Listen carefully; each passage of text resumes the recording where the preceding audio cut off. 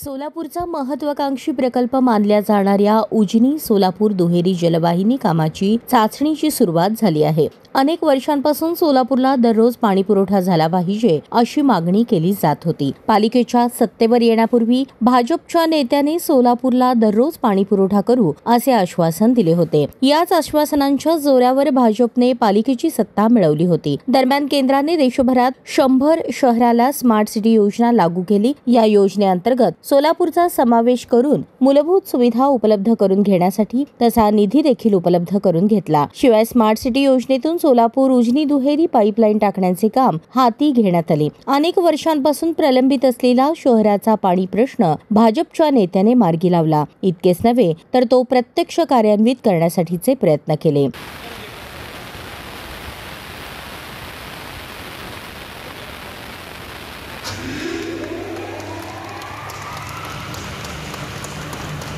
भाजपचे आमदार विजयकुमार देशमुख यांनी या प्रकरणी वेळोवेळी महापालिका अधिकाऱ्यांची बैठक घेऊन पाठपुरावा केला होता। यावेळी आमदार विजयकुमार देशमुख आपली प्रतिक्रिया व्यक्त करताना म्हणाले, आम्ही बोलतो ते करून दाखवतो असं म्हणत या प्रकल्पाच्या यशस्वीतेनंतर सोलापूरकरांना एक दिवसाआड पाणी पुरवठा करणे शक्य होईल अशी प्रतिक्रिया व्यक्त केली। गेल्या अनेक वर्षापासून जे कार्यरत आहे दुहेरी जलवाहिनी अखेर त्याचं चाचणीचं काम चालू झालेलं आहे।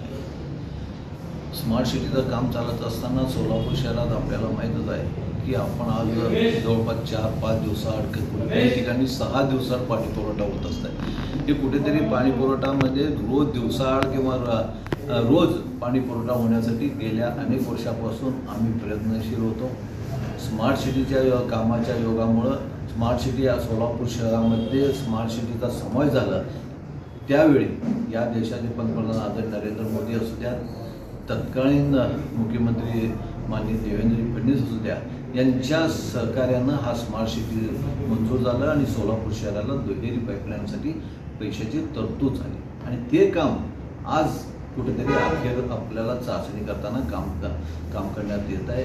सोलापूर शहरातल्या आत्ता असलेल्या आयुक्त असू द्या किंवा कर्मचाऱ्यांचा मी खरंच आभार मानतो। गेल्या 2 वर्ष झालं हा काम थोडं रखडलेलं होतं, पण आयुक्त साहेबांनी नवीन कारभार घेतल्यापासून एक प्रकारे चांगलं कामाला सुरुवात केलं पुन्हा एकदा आणि हे काम लवकरात लवकर पूर्ण केलं आणि ह्या कामाचं सातत्यानं पाठपुरवठा आपले या राज्याचे मुख्यमंत्री देवेंद्र फडणवीस सातत्यानं त्याच्या पाठीमागे राहिलं आणि येणाऱ्या ह्या पाण्याचं चाचणी झाल्यावर सोलापूर शहराला पाणी मिळणार आहे। ज्या नदीवाटे पाणी ज्या आपल्याला मिळत होतं ते येण्यासाठी वेळ लागणार आणि त्याच्यासाठी उजनीमधनं जवळपास 6 TMC पाणी सोडावं लागत होतं, पण आता ते न होता आपल्याला डायरेक्ट पाईपलाईनमधून मिळणार आहे। पण त्याचं वितरण सोलापूर शहरासाठी आम्ही सातत्यानं लोकांना समोर जाऊन म्हणत होतो की आम्ही एक दिवसाआड पाणी या सोलापूर शहराला मिळू, पण आता पाणी मिळालंय पण त्याचं वितरण करण्यासाठी टाक्याची कमतरता आहे आणि त्यासाठी टाक्याची कमतरतेसाठी आपले या राज्याचे मुख्यमंत्री देवेंद्रजी फडणवीस साहेबांनी